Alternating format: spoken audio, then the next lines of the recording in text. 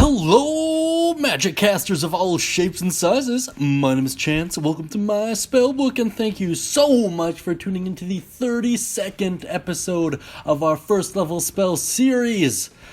Do you have wild dreams of nature taking back what is rightfully hers? Are you an overly zealous druid?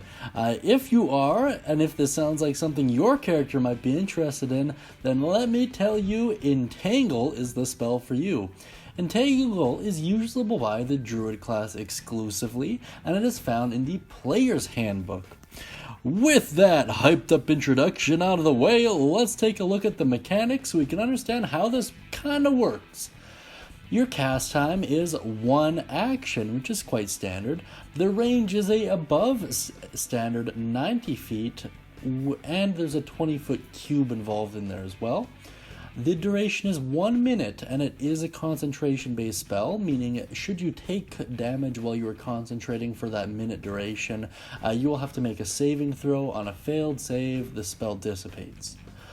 As well, you can't concentrate on more than one spell at once, so bear that in mind as well. The effect at a glance is as followed. Vines shoot up from the ground in a 20-foot square from a point within range. That area is considered difficult terrain. Creatures within the area must make a strength save upon casting versus your spell save DC.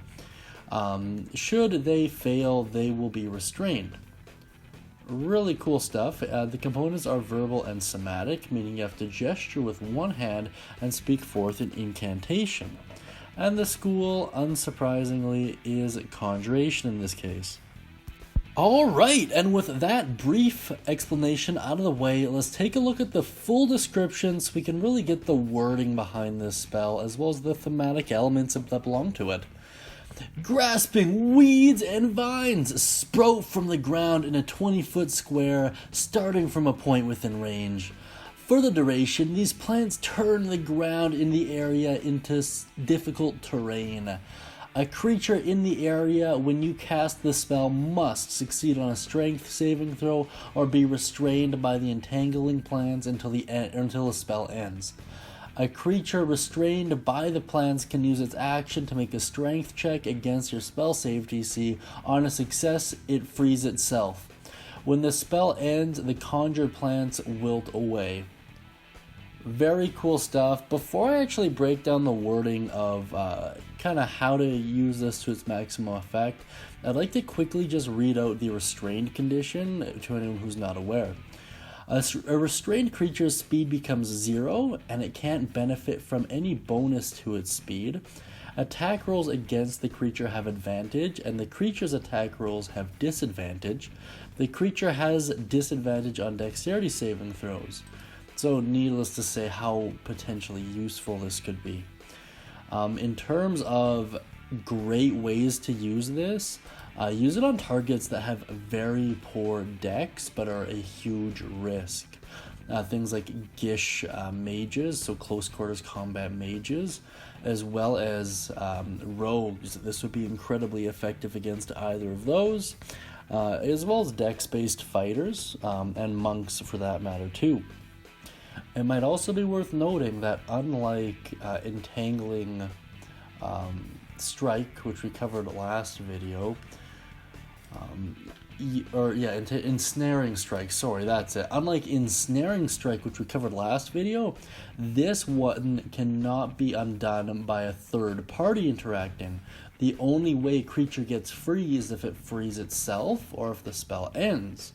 So I think that's very cool and definitely worth taking note of. Not to mention, when the spell ends, the conjure plants wilt away is interesting because it does not imply that they disappear outright. They just kind of wilt and then kind of disappear from there. So there's still evidence behind that they were there, which is really cool, especially if you're kind of like a botanist, right? I would, since it doesn't quite specify what kind of plant, I would make the argument that you could attempt to use the spell on plants that were there pre-existing. That should belong in the alternative use section, which is why I kind of stuttered there, but it doesn't really make a huge difference either way. It's just something I'm noticing when I'm reflecting on the exact wording here. That being said, let's take a look at the alternative uses section, and I'll kind of flesh out some more concrete ideas. First and foremost, stopping people from running away. This is a great way to do that. Not only do they have to make a strength check, but it's also difficult terrain. So it'll eat up a decent amount of their movement. If you or one of your other party members has another ability that can weaken movement, something like Eldritch Grasp or the Eldritch Blast cantrip with Eldritch Grasp, that'd be an interesting way of doing it. There's a couple cold spells as well that really drop movement speed. That being said, that's one use. Alternatively, you can use this to deal with a huge swath of enemies.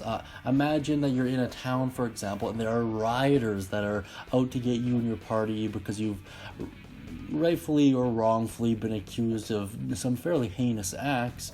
This would be a great way to buy yourself some time. A lot of mob type enemies have very poor strength stats.